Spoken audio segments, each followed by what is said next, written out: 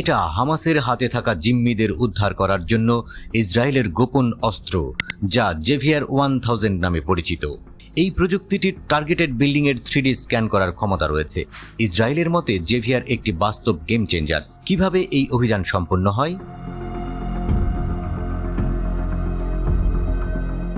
প্রথম ধাপে প্রাথমিক গোয়েন্দা তথ্য সংগ্রহ করা হয়। এই কাজে সহায়তা করে রেড ওলফ। রেড ওলফ হলো এমন একটি ডাটাবেস যেখানে প্রতিটি আইডিএফ সামরিক সদস্যের অ্যাক্সেস থাকে। এর কাজ বোঝানোর সর্বোত্তম উপায় হলো এই সিস্টেমটি গোয়েন্দা তথ্য সংগ্রহের জন্য ফেসবুকের মতো। ছবি এবং আঙুলের ছাপ সহ তথ্য যেমন শারীরিক বিবরণ, কী বিষয়ে কথা বলা হয়েছিল, সন্দেহজনক আচরণ, ঘনিষ্ঠ পরিচিতি এবং অন্যান্য প্রাসঙ্গিক তথ্য লগ করা হয়।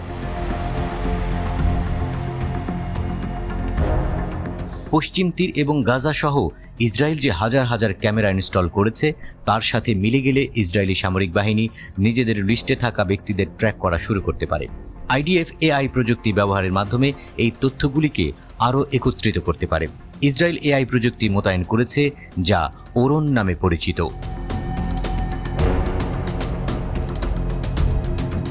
বিশেষভাবে ডিজাইন করা স্ট্রিম বিমানটি ইসরায়েলের গোয়েন্দা তথ্য সংগ্রহের এক বিশেষ রত্ন। সেন্সর এবং শক্তিশালী এআই অ্যালগরিদম ব্যবহার করে ওরন তথ্য সংগ্রহ করতে পারে।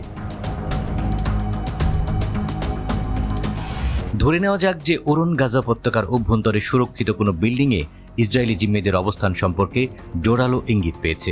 এরপর কি হবে? অভিযানের পরিকল্পনার পর্যায় শুরু হয়। নজরদারি ড্রোন মোতায়েন করা হয়। ড্রোনগুলো বিভিন্ন প্রশ্নের উত্তর খুঁজবে। বিল্ডিংয়ে কী ধরনের নিরাপত্তা আছে, প্রতিরোধ যোদ্ধাদের শিডিউল কি, তাদের কাছে কী ধরনের অস্ত্র আছে।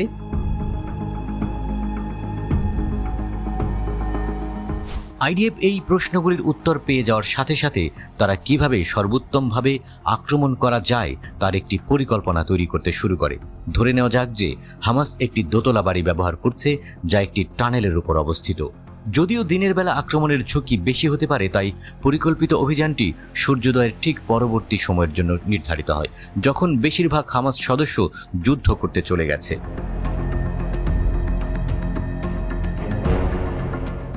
জেভিয়ারকে কাজে লাগানো হয়। এই সিস্টেম শুধুমাত্র একজন ব্যক্তি পরিচালিত হতে পারে। একবার দেয়ালে স্থাপন করা হলে ডিভাইসটি মিলিমিটার ওয়েভ রাডার ব্যবহার করে 42 মিটার দূরত্ব পর্যন্ত সহজে দেখতে পারে। ডিভাইসটি শনাক্ত করতে পারে জীবন্ত বস্তু, প্রাপ্তবয়স্ক, শিশু বা প্রাণী কিনা। ডিভাইসটি গার্ডদের অবস্থান বলতে পারে। একবার একটি বিল্ডিংয়ে আক্রমণ করা হলে অভিযান সফলভাবে সম্পন্ন না হওয়া পর্যন্ত অভিযান শেষ হয় না। আইডিএফ সৈন্যদের বিভিন্ন পদ্ধতি রয়েছে: হেভি লিফট হেলিকপ্টার, সাঁজোয়া যান, পরিবর্তিত বেসামরিক ট্রাক এবং আরও অনেক কিছু। জেভিয়ার দিয়ে অভিযান শেষ করা গেলে এগুলোর আর প্রয়োজন পড়ে না।